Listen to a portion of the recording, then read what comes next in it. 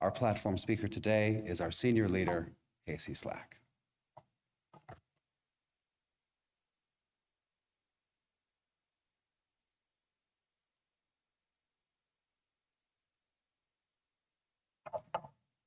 Thank you, Adam. Hi. It's been a minute.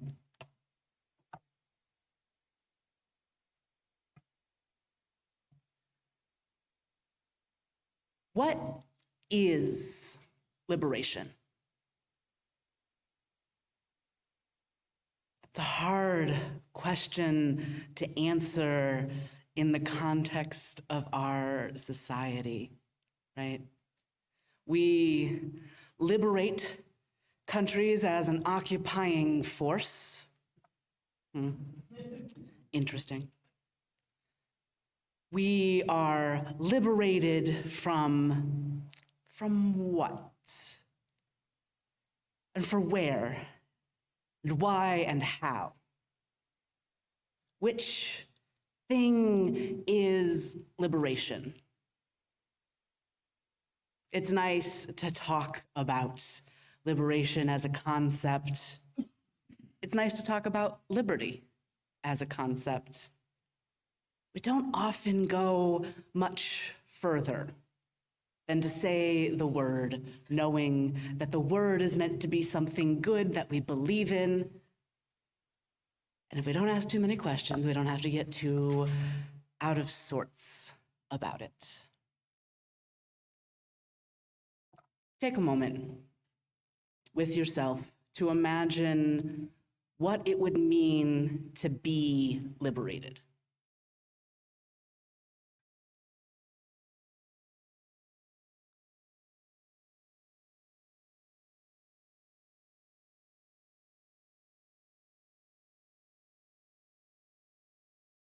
Do you imagine yourself? Sort of asked that question in a tricky way. I asked it of you, and of course you are likely to imagine your own experience of liberation, but I don't believe liberation is something you can have on your own. We use liberation and freedom as interchangeable words, but they are not necessarily interchangeable. A person, an individual, can be relatively free, but only populations can be liberated. Only everybody can experience liberation, because if you do it on your own, that isn't liberation. Liberation is freedom, but not individual. Freedom not just for me or for you, but for everybody. Liberation is an ever-favorite object of my heart because it is not a freedom that makes you lonely. It is a freedom that makes you whole, that reminds you that you were always whole, and so was everybody else.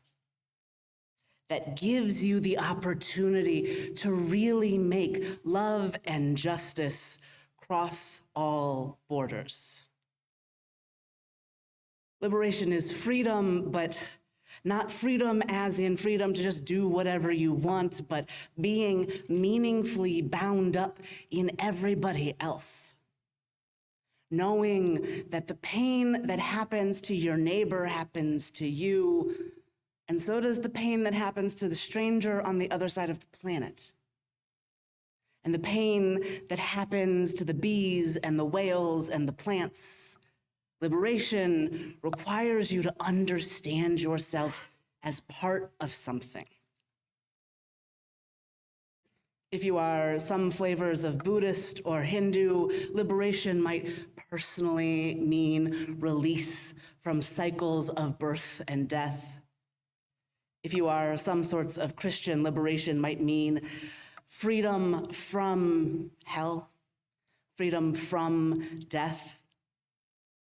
But if you, like me, like us, are concerned with what is happening here and now, the things that we can see, observe, feel, and have some proof of, liberation is about freedom from systems of oppression. Liberation means recognizing that sometimes we participate in systems that we don't identify with. Sometimes we participate in systems that oppress ourselves.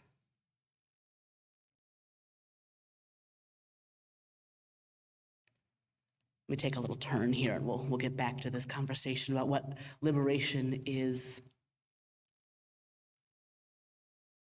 Reverend Dr. Martin Luther King Jr. was supremely concerned with liberation. And by liberation, I mean really, truly for everyone. When you read past the quotes that everybody knows, you see a commitment not just to who you could readily identify as his people, just to say Black American Christians, but for everybody. Dr. King writes about how it is not just the case that he needs white people to help Black people have better lives, but that white people deserve liberation from the soul-crushing experience of white supremacy. Because anything that says that you are naturally better than others squishes you, forces you into a smaller space as you force others into smaller space as well. He had concern for people around the globe, and in his last speech, a speech in support of striking sanitation workers in Memphis, Tennessee, given on April 3rd, 1968, the day before he was assassinated. He spoke of having been to the mountaintop. This metaphor in Christian and some Jewish traditions is of going to the mountaintop and seeing the promised land. Like Moses having walked people through the desert, getting to the top of a mountain and seeing where those people would go. Dr. King knew even then that he might not make it there with them. But he had seen from the top of the mountaintop. He had been there and seen the promised land, a promised land which he often referred to as beloved community. Not a promised land, some fluffy clouds in heaven, not a promised land, the exact things that had been, but with everybody included. A promised land, someplace completely else. Any of you ever been to the mountaintop? Let's call this literal and metaphoric. Have you ever been on a mountaintop? Let's start there. Okay. It's quite an experience, right? To look out and see the vastness of what can be. To see different things growing and maybe a river flowing through this and that. You have some perspective from the mountaintop that is harder to have up close. What about metaphorically? Any of you metaphorically been to the mountaintop? Had even a flash of a moment of seeing community as it could be? I have. At its very best, that's what we do here, is give ourselves little flashes of what's possible. Little moments where we know beyond the day-to-day grind of this difficult world we're living in, what is possible when we look at each other and choose to see full people. When we choose to make each other's concerns our care. In that speech, Dr. King recounts the tale of the Good Samaritan. A tale made pretty flat by most modern American tellings of it. It is not just about being a good person and helping someone, though it is about that, right? The Samaritan was a hated person, right? We're on a difficult road, and Dr. King talks in this speech about the specific difficulty of the Jericho Road, recounts a story of he and Coretta driving on the Jericho Road and feeling very scared. It's a dangerous road in a car and equally dangerous on foot or donkey. And the question wasn't just, do I help someone? But do I help a hated someone? Do I help the outcast of my society? Do I help someone who my social standing might be hurt by my choice to help? Dr. King said, the question is not, if I stop to help this person in need, what will happen to me? If I do not, he says, the question is, if I do not stop to help the sanitation workers, what will happen to them? That is the question. And that is our question most every day. Not what will happen to me if I choose to help, but what will happen to those in need of my help if I do not? Dr. King dealt with the difficulty of choosing when to speak up throughout his career. You find at the beginning a sort of narrowness of focus around civil rights, which was important and poignant for the moment, but as his career goes on, it becomes clear that he cannot hold his concerns to just one issue. That in fact, his understanding of liberation, of freedom, of truth, of goodness, is so intertwined with everyone that he cannot stop himself from speaking for the downtrodden around the world. In April of 1967, he broke his own silence on the subject of the Vietnam War, speaking at the Riverside Church in New York City in a piece titled Beyond Vietnam, A Time to Break Silence. I'm going to read some passages of that relatively at length and offer some commentary in between. Somehow, this madness must cease. We must stop now.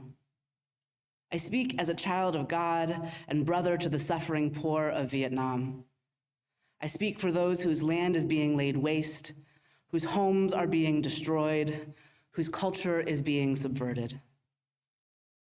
I speak for the poor of America, who are paying the double price of smashed hopes at home and death and corruption in Vietnam. I speak as a citizen of the world, for the world as it stands aghast at the path we have taken. I speak as one who loves America, to the leaders of our own nation. The great initiative in this war is ours. The initiative to stop it must be ours. I've returned to this passage repeatedly in the past several months. Not knowing myself how to speak about, many things, none of which are bombs which my tax dollars paid for, falling on the people of Palestine, none of which are guns that my tax dollars paid for being turned back on the citizens of Israel, none of which are all of the people who are broken by war wherever it happens, whenever it happens. I find myself wishing for the ability to be heard clearly. Dr. King in this piece talks about how he is not speaking to the leadership in Vietnam. He is not speaking to anybody but the American people and government. If one says, as I have just said, that they disagree with their tax dollars being spent on bombs dropped by a country that is not mine, on a country that has been subjected for decades, often the response is, are you saying the same thing to Hamas? One, I would, were they interested in listening to me. They are not. My government should be. Two, my tax dollars are less paying for the things that Hamas does, which are atrocious, than they are the things that Israel does, which are atrocious. Three, my greatest hope these days is that we would cause world leaders to enact their wars as fistfights simply between the two of them. Leave the rest of us out of it. If you must do violence, do it with your own hands. Literally.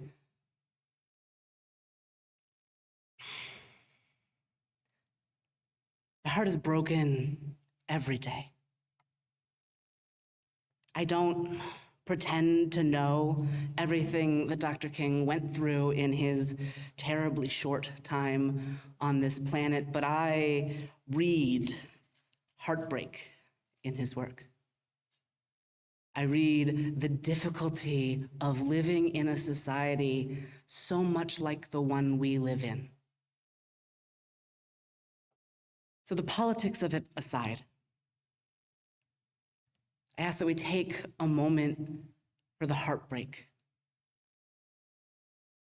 For that war is wrong always, even in the rare occasion when it is the only choice. For that people are broken, not irreparably, but deeply.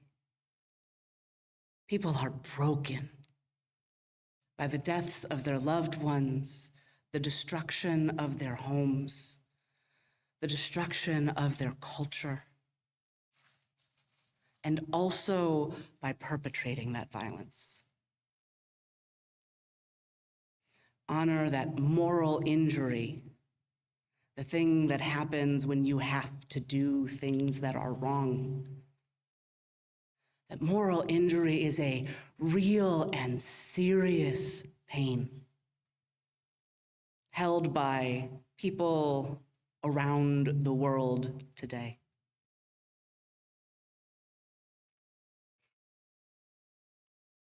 Speaking about Vietnam, Dr. King suggests that what we need is a genuine revolution of values. A genuine revolution of values, he says, means in the final analysis that our loyalties must become ecumenical rather than sectional. I wouldn't go with ecumenical, personally.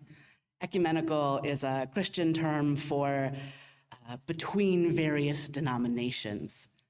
Now, ecumenical, we got to get past ecumenical and into something truly, genuinely interfaith, multi-religious, something where there is as much space for the atheist, for the humanist, for the witch, as there is for the Christian, the Jew, the Buddhist, where we are making sure that there is space for everyone, regardless of doctrine or lack thereof.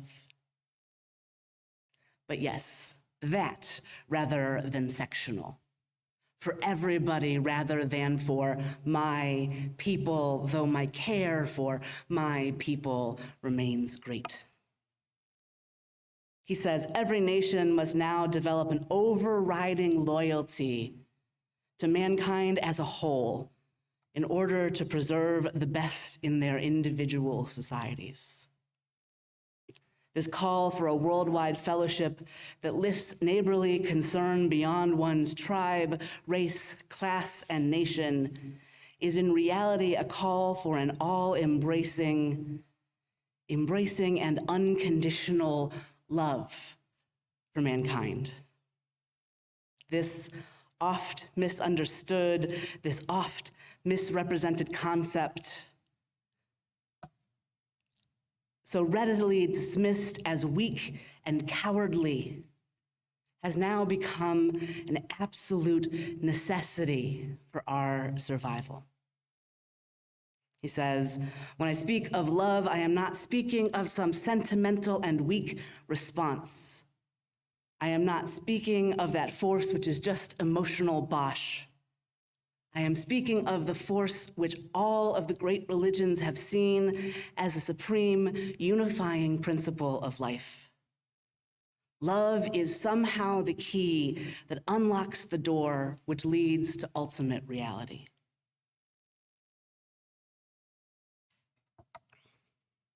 I grew up in a world where religion was mostly violent. It was violent to me, it was violent to the people around me, it was given violently, as in I was tricked into going to a lock-in at a Pentecostal church, and then in the middle of the night, they had this fire and brimstone service where the youth pastor got up and asked us things like, "If the world ended tonight, would you ever see your parents again?" I was 13. I cried. And upon seeing that I was crying, the minister approached me and said, "I see you are having these terrible feelings.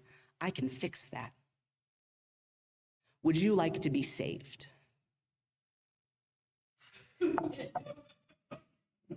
In that moment, I said yes, because I was 13 and I was terrified and it was 1 o'clock in the morning. Don't make decisions about your soul at 1 o'clock in the morning. Don't make decisions about anything at 1 o'clock in the morning. Go to bed.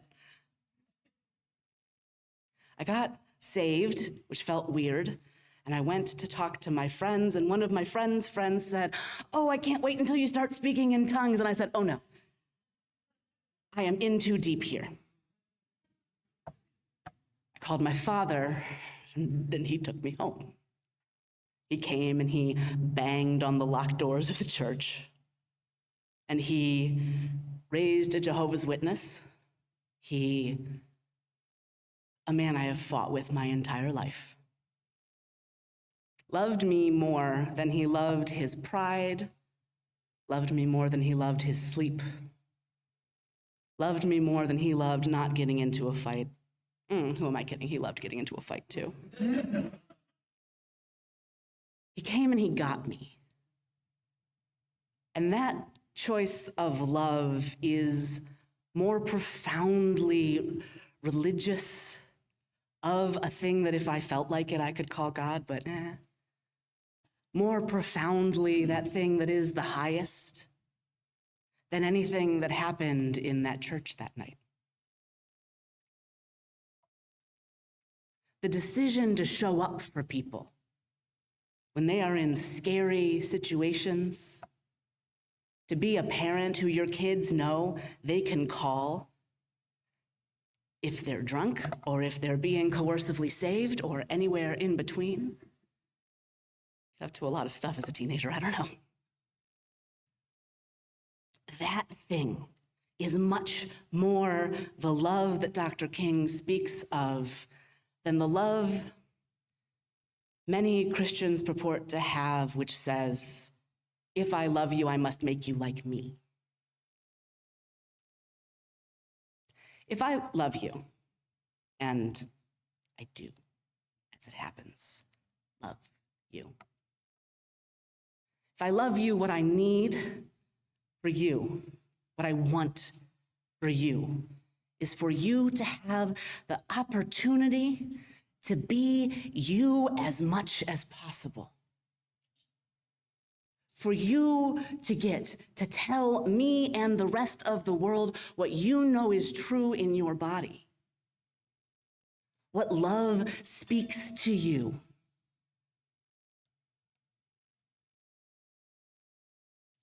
If I love you, I'm not going to not tell you when you're doing something that hurts people. But I'm also not going to tell you that there is something fundamentally wrong with you for simply existing as a person, right?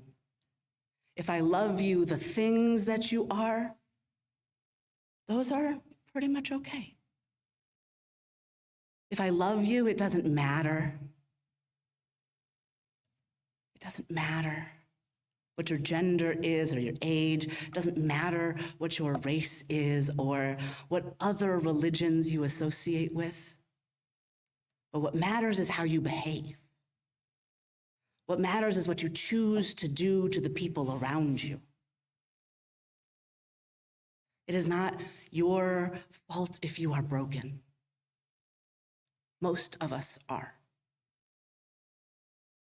We live in a world that will break us. Partially because being a human is kind of a fragile thing. Even without systemic oppression, we would all get broken sometimes. Because death is real, and death hurts for the people who are still alive, if nothing else.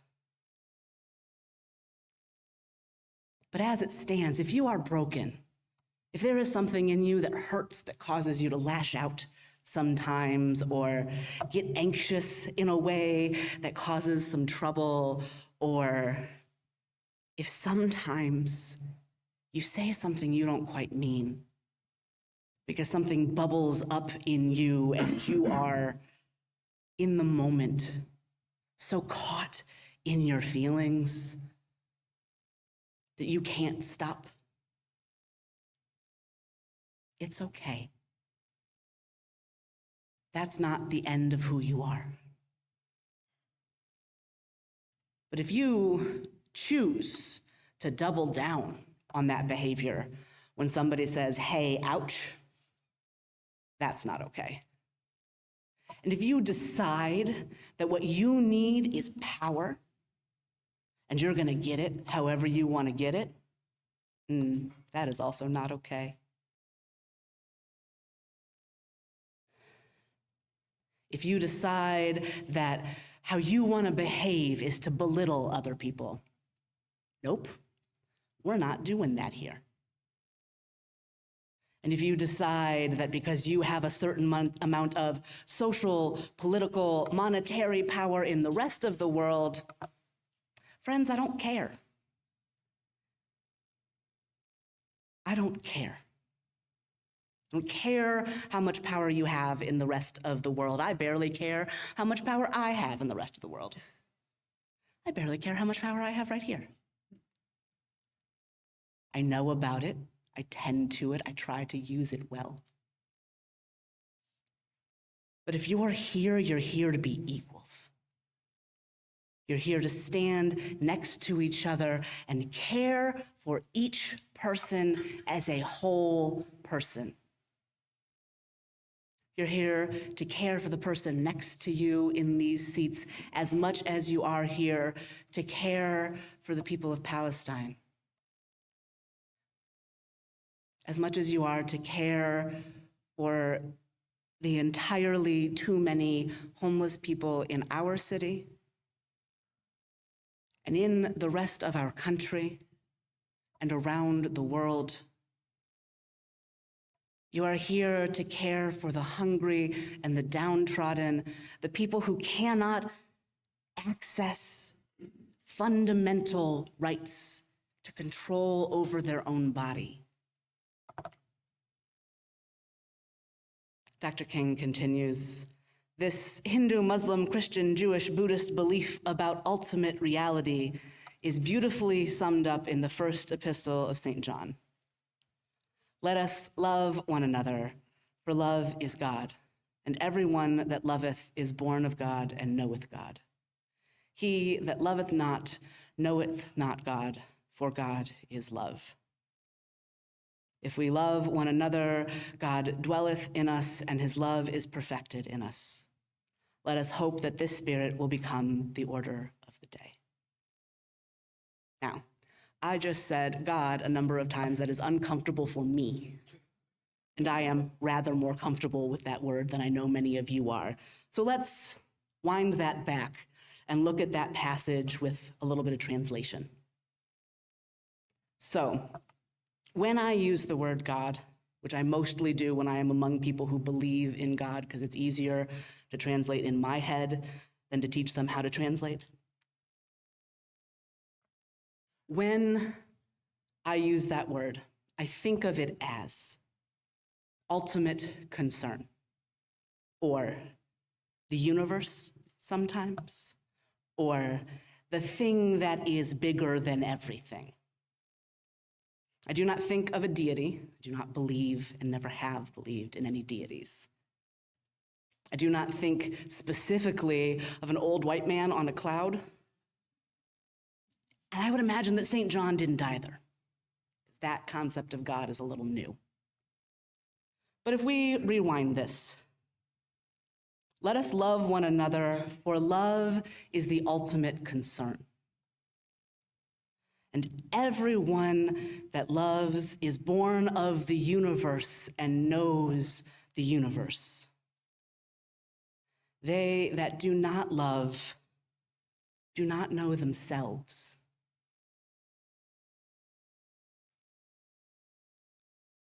For everything is love. If we love one another, then the highest dwells in us. And the spirit of all creation is perfected in us. Let us hope that this spirit will become the order of the day. Dr. King continues, we can no longer afford to worship the God of hate or bow before the altar of retaliation. I struggle. Not with hate, but retaliation. Retaliation is so tempting. It is so tempting to say, you hit me, and so I'm going to blow you up. Right? We used to somewhat think of something called a proportional response, and I am still not sure what exactly a proportional response is, but I don't know that anybody knows what one is anymore or even thinks about it. It is tempting when somebody hurts you to hurt them worse. It is tempting if you think somebody is going to hurt you to hurt them first. That is not what is best in us. That is not who we could be. It is not who we ought to be.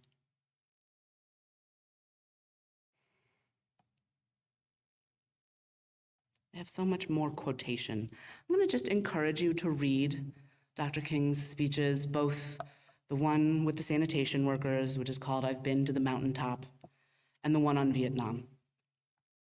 They both speak to a moment which we are experiencing in a different way, the rhyme of, right? History may not repeat, but it does in fact rhyme, and we are here rhyming with the early 1930s and also with the 1960s, and too much rhyme. I want you to take a second again to imagine liberation. Imagine what it is like for love and justice to cross all borders. Imagine freedom that is not personal, but collective.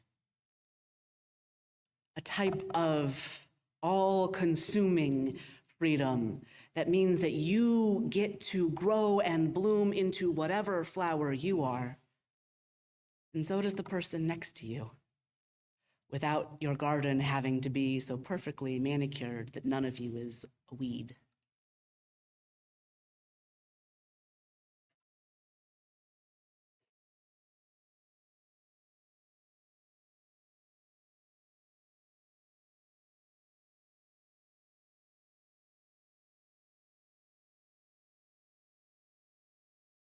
Dr. King said, "We are now faced with the fact, my friends, that tomorrow is today.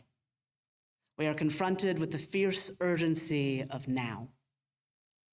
In this unfolding conundrum of life and history, there is such a thing as being too late. Procrastination is still the thief of time. Life often leaves us standing bare, naked and dejected with a lost opportunity. The tide in the affairs of humans does not remain at flood, it ebbs. We may cry out desperately for time to pause in her passage, but time is adamant to every plea and rushes on. Over the bleached bones and jumbled residues of numerous civilizations are written the pathetic words, "Too late."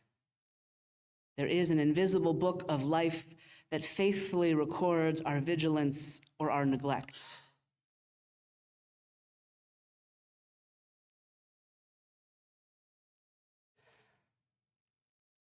It is possible to be too late, but it is never the wrong time to start. It is never the wrong time to start again or to continue. It is never the wrong time to commit to something else. To take that vision of freedom and choose to make it something real. There are no acts that are too small.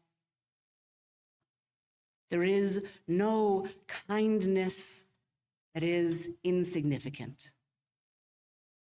Each choice you make to see someone as a full person, to honor those ostracized by our society in as little as eye contact, right? You will drive around this city or your neighborhoods, and you will sometimes see, and I say sometimes as if this isn't an always occurrence, someone with a sign. They are homeless, they are hungry, they are in need of help. Often they are people of color. Often, though less visibly, they are queer or transgender people. Often they are people deeply wounded by the American war machine. They are people thrown out of our society. And though it is not all that you can do, the simple act of eye contact, a friendly hello, a reminder that you see a person there, that matters. That helps. If it comes with $20, it helps more. If it comes with your engagement in care for poor people in your neighborhood, that helps even more. If it comes with a commitment, a deep, in your heart, in your body commitment to living in ways that mean we no longer throw people to the side, well, that's even better yet. It is possible to be too late, but it is never the wrong time to do the right thing. It is never the wrong time to keep doing the right thing. It is never the wrong time to show up and let yourself be changed by the presence of other people. Dr. King says, now let us begin. Let us rededicate ourselves to the long and bitter but beautiful struggle for a new world. Now let us begin. Let us dedicate ourselves to the long and difficult but beautiful struggle for a new world. May it be so.